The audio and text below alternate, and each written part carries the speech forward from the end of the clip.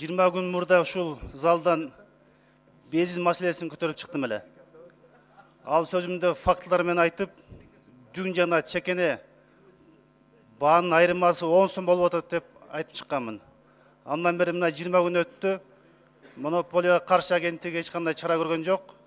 Өкмөттө да бир 10 күн мурда вице-премьер-министр Аскаров Самирбектин мырзанын маселесин көтөрүп, бирок эмдигиче жыйынтык чыга элек. Ал эми азыркы багындай. Мына бүгүнкү ба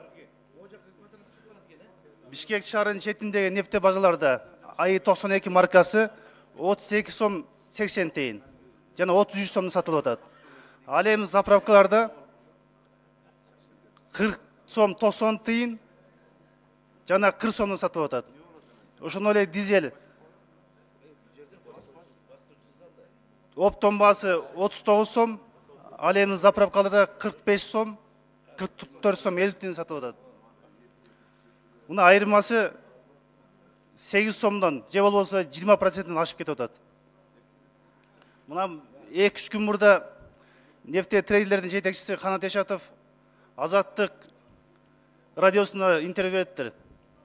Эгерде дүң баа менен чекене баанын айырмасы 10% ашпаш керек деп.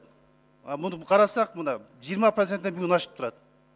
Эгерде ошол нефте трейдерлердин жетекчисинин сөзү менен бүгүнкү бааны карасак, анда бензин 36 сомдон сатылыш керек экен. Бүгүн мына көрүп атасыздар 40 сом, 41 сомдон сатып атат. Ошондой эле Ошто дагы АИ 92 марканын баасы 34 сом, ал эми сатылышы 40 сом. Айырмасы көрүп атасыздар 20% жакын. Мен эми Казакстандын баасын айтпай эле коеюн, Казакстан 25 сом.